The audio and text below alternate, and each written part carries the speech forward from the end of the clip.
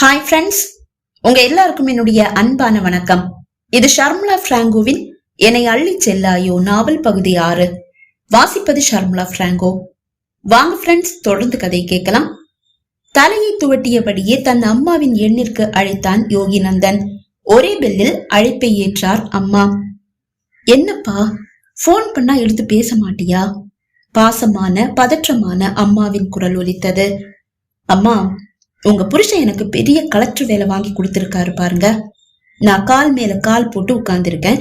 நீங்க எல்லாம் கூப்பிட்டதும் டக்குன்னு போன் எடுத்து பேசிடலாம். அவர் பக்கத்துல தானே இருக்காரு? பக்கத்துலதான் இருக்காரு. ஸ்பீக்கர்ல கொஞ்சம் போனை போடுறீங்களா? ஸ்பீக்கர்ல தான் போட்டிருக்கேன். ஓ, நீங்க கூட அவருக்கு சப்போர்ட் தானா? என்னடா இப்படி பேசுற? நீயா அவருக்கு போன் பண்ணி பேசவும் மாட்ட, அவரா போன் பண்ணா எடுத்து பேசவும் மாட்டேங்கிற. அப்புறம் உன்னோட குரல் அவர் எப்படி கேக்குறதா? அதுதான் ஸ்பீக்கர்ல போட்டேன். பாவம், நேத்து நைட் அவர் தூங்கவே இல்லை தெரியுமா? நடிப்புமா, எல்லாம் நடிப்பு. பாசம் இருக்கிற மாதிரி நடிக்கிறாரு. அதையெல்லாம் பார்த்து நம்பிடாதீங்க. இப்படியே நடிச்சு நடிச்சுதான் அவர் உங்களையும் ஏமாத்தி வச்சிருக்காரு. ஊரு உலகம் தெரியாம நீங்க வீட்டுக்குள்ளேயே இருக்கீங்க. அதுக்கு கூட வேற ஏதாவது காரணம் இருக்க போது. வெளியே இறங்கி அவரை பத்தி நல்லா விசாரிச்சு பாருங்க. ஏதாவது ரகசிய தொடர்புல இருக்க போறாரு. வாயில் அடித்து கொண்ட அப்பா, அடப்பாவி, விட்டா புருஷ பொண்டாட்டிக்கு இடையில சண்டையை மூட்டி விட்டுடுவ போல இருக்கே. அப்படிதான் மூட்டி விடுவேன் மிஸ்டர் நந்தகுமார். இப்ப நீங்க எனக்கு முதலாளி, நான் ஒரு சாதாரண பியூன். பியூனா? எடுபிடி. அது மட்டுமா, உங்க மேனேஜர் கிருஷ்ணாவுக்கு நான் தான் கார் டிரைவர். இந்த வேலையை தானே எனக்கு கொடுக்க சொன்னீங்க. அப்புறம் 12th ஃபெயில்னு சொன்னா மேனேஜர் போஸ்டையா போட்டு கொடுப்பாங்க? 12th ஃபெயில் ஆனதா நீங்க தானே சொல்ல சொன்னீங்க. என்னவோ நானா 12th ஃபெயில்னு சொன்ன மாதிரி இல்ல பேசுறீங்க. இங்க அசிஸ்டன்ட் மேனேஜர் போஸ்ட் காலியா தானே இருக்கு. நான் உங்க ஃப்ரெண்ட் பையன் தானே. உங்க மேனேஜர் கிட்ட சொல்லி அந்த போஸ்ட்ல என்ன உட்கார வைக்க வேண்டியது தானே.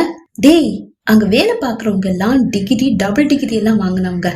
அவங்க முன்னாடி வெறும் 12th ஃபெயில் ஆன நீ எப்படி அசிஸ்டன்ட் மேனேஜரா உட்கார முடியும்?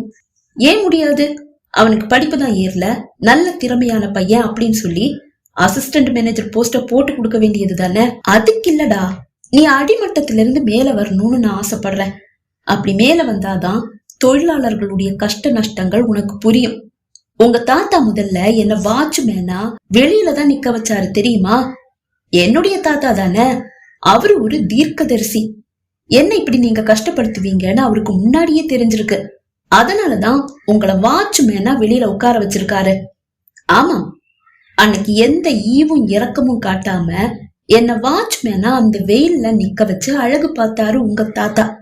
ஆனா இன்னைக்கு உன்னை நான் ஏசி ஆபீஸுக்குள்ள பியூனா உட்கார வச்சது பிடிக்காம முகத்தை தூக்கி வச்சுக்கிட்டு சாப்பிடாம ஒரு மூலையில போய் உட்கார்ந்து இருக்காரு. அதே உங்க தாத்தா. அவர் அன்னைக்கு என்ன வாட்ச்மேனா உட்கார வச்சதாலதான் ஒரு வாட்ச்மேனுடைய கஷ்டம் என்னன்னு எனக்கு புரிஞ்சது.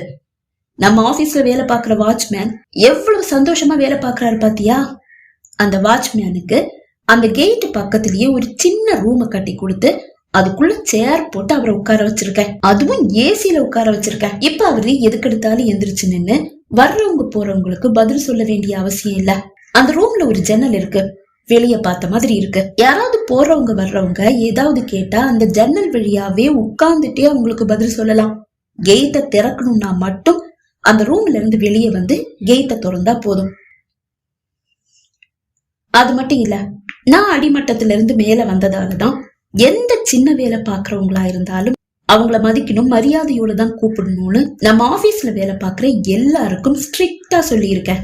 நீ முதல்ல எல்லா வேலைகளையும் சிறப்பா கத்துக்க, அப்புறம் என்னுடைய சீட்ல உன்னை உட்கார வைக்கிறேன்.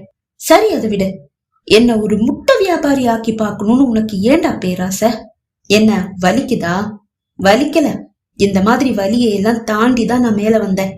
ஆனா அந்த மேனேஜர் கிருஷ்ணா கிளிக்குன்னு சிரிச்சான் பாரு, அங்கதான் லேசா வலிச்சது. அதுலயும் நீ என்ன கடன்காரன்னு சொல்லி அவமானப்படுத்தின பாரு, அததான் என்னால தாங்கவே முடியல.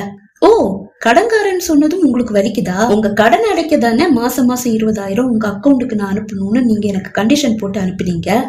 என்ன நீங்க காயப்படுத்தினீங்க, நானும் பதிலுக்கு காயப்படுத்தினேன், அவ்வளவுதான். அப்படி போடு நந்தா. இவனுக்கு இப்படியே இடையில இடையில ஆப்பு வச்சுட்டே இரு.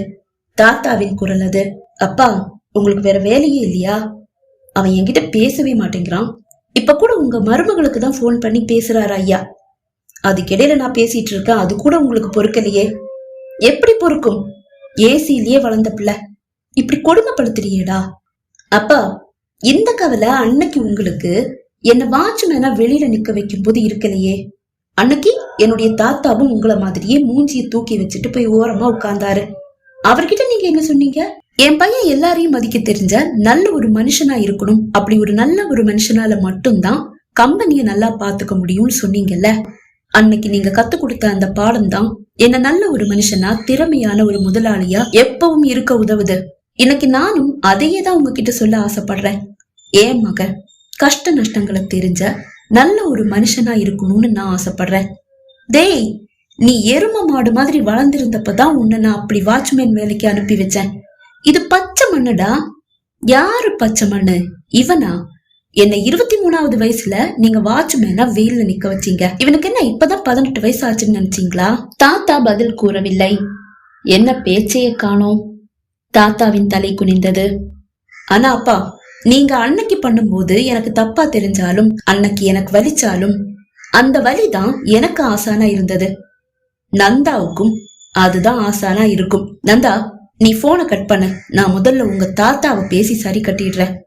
நான் எங்க உங்களுக்கு போன் பண்ணேன்? நான் என் அம்மாவெல்லாம் கூப்பிட்டேன். அம்மா கிட்ட போனை கொடுங்க. அப்பாவின் முகம் வாடிவிட்டது. அதை கண்ட அம்மா போனை எடுத்துக்கொண்டு அங்கிருந்து எழுந்து நடந்தபடியே, ஏன் நந்தா இப்படி பேசி அப்பாவுடைய மனசு காயப்படுத்துற? பாவம் அவரு. அவர் முகமே வாடி போச்சு. வாடினா என்ன? நீங்க தான் பாசத்தை காட்டி அவருடைய மனசுல ஏற்பட்ட காயத்துக்கு மருந்து ஆயிடுவீங்களே. நல்ல புருஷன் பொண்டாட்டி. சரி சரி, அதை விடு. நீ உன்னுடைய விசேஷங்களை சொல்லு. நடந்த அனைத்தையும் ஒன்று விடாமல் கூறியவன், இந்த கிருஷ்ணா அப்பா முன்னாடி ரொம்ப நல்லவன் மாதிரி நடிக்கிறாம்மா. இருக்கட்டுமேப்பா, நமக்கு நல்ல ஒரு மேனேஜர் தானே வேணும். அவரு வேலைய சரியா தானே பாக்குறாரு. அது வரைக்கும் போதும். வேலையில சரியா இல்லையா அத சொல்லு, பாத்துக்கலாம். சரிப்பா, நீ ரெஸ்ட் எடு. அடிக்கடி போன் பண்ணு. நான் போன் பண்ணா எடுத்து பேசு. அம்மா, நீங்க ஆபீஸ் டைம்ல போன் பண்ணா என்னால எடுத்து பேச எல்லாம் முடியாது. அந்த கிருஷ்ணா வாயில இருந்து வாங்கி கட்டிக்க எல்லாம் முடியாது. ஆபீஸ் முடிஞ்சு வந்ததுக்கு அப்புறமா நானே தினைக்கு உங்களுக்கு கால் பண்றேன். சரிப்பா, அது போதும். அம்மா அழைப்பை துண்டித்தார். அடுத்ததாக தங்கை நந்தினியை அழைத்தவன் அவளிடம் ஒரு மணி நேரம் கதை அளந்து விட்டுதான் அழைப்பை துண்டித்தான். அப்பாடா என்று படுக்கையில் சாய்ந்தவன், அப்பாவை தாத்தா திட்டும் போது மனசுக்கு எவ்வளவு ஆனந்தமா இருக்கு. அப்பா என்றால் உயிரையும் கொடுத்த காலம் எப்படி தலைகீழாக மாறியது என்று அவன் நினைத்து பார்த்தான். அப்பாவும் அவனும் நண்பர்கள் போன்றுதான். ஆனால் அவனது நண்பன் ஒருவனுக்கு அவசர தேவைக்காக அவனது அக்கவுண்டில் இருந்து 2 லட்சம் ரூபாய் எடுத்து கொடுத்ததும் அவன் அப்பாவுக்கு கோபம் தாழவில்லை. எதுக்காக இந்த காசை எடுத்து உன் ஃப்ரெண்டுக்கு கொடுத்த? ஏதோ அவசரம்னு சொன்னான்பா. என்ன அவசரம்னு கேட்டியா? அதை எப்படிப்பா கேட்க முடியும்? ஏதாவது தப்பான தேவைக்காக இந்த காசை அவன் பயன்படுத்தினா என்ன பண்ணுவ? முதல்ல போன் போட்டு எதுக்காக இந்த காசை வாங்கினான்னு கேளு. அது எப்படிப்பா கேட்க முடியும்? கேட்டுதான் ஆகணும் என்று அவர் பிடிவாதம் பிடிக்க அவனும் நண்பனை அழைத்து கேட்க, ஏண்டா என்ன சந்தேகப்படுறியா? என்னுடைய அம்மாவுக்கு ஆபரேஷன்டா. வேணும்னா நீ அம்மா கிட்ட பேசு, இல்ல நீ டாக்டர் கிட்ட பேசு. நான் போனை டாக்டர் கிட்ட கொடுக்கறேன். யூட்ரஸ ரிமூவ் பண்ணணும்னு டாக்டர் சொல்லிட்டாருடா. அவசரத்துக்கு வேற யார்கிட்டயும் கேட்க முடியாது. உன்கிட்டனா காசு இருக்கு, அந்த தைரியத்துலதான் கேட்டேன். நீ என்ன தப்பா நினைக்கிறேனா? சாரிடா, நான் உடனே காசு அரேஞ்ச் பண்ணி உனக்கு கொடுத்துடுறேன். ஆனா அம்மா வீட்டுக்கு வர்ற வரைக்கும் நீ கொஞ்சம் வெயிட் பண்ணி தான் ஆகணும். நான் தான் அம்மாவை கூட இருந்து பாத்துக்கிறேன். டேய், என்ன தேவைக்காக அந்த காசை வாங்கினேன்னு தெரிஞ்சுக்கதான்டா கேட்டேன். காசெல்லாம் எனக்கு வேண்டாம், நீ அம்மாவை பத்திரமா பாத்துக்கோ என்று கூறி அழைப்பை துண்டித்தவன் இன்று வரை இல்லாத அளவு அப்பாவிடம் கோபம் கொண்டு சண்டை போட, டேய், இந்த காசை நீ ஈஸியா எடுத்து கொடுத்துட்ட. காசோட மதிப்பு உனக்கு தெரியாததாலதான் நீ இப்படி பண்ண. உன் ஃப்ரெண்டுக்கு உதவுனது தப்பில்ல, ஏன் எதுக்குன்னு கேட்காம நீ எடுத்து கொடுத்ததுதான் தப்பு. அதனாலதான் நீ இவ்வளவு கோவப்படும் போதும் நான் கைய கட்டி பேசாம நிக்கிறேன். இல்லன்னா நடக்கிறதே வேற. இப்ப அந்த காசு உன்னுடைய ஃப்ரெண்டோட அம்மா ஆபரேஷனுக்கு உதவுதுன்னு சொல்லி தெரிஞ்சுக்கும் போது சந்தோஷமா தான் இருக்கு. ஆனா இனி உன்னை இப்படி விட முடியாது. எவ்வளவு கோபம் வருது உனக்கு. இந்த கோபம் உனக்கு ஆகாது. எங்கப்பா என்ன 23 வயசுலயே வாழ்க்கை பாடத்தை கத்துக்க அனுப்பிட்டாரு. உனக்கு அது தேவையில்லைன்னு நினைச்சேன்.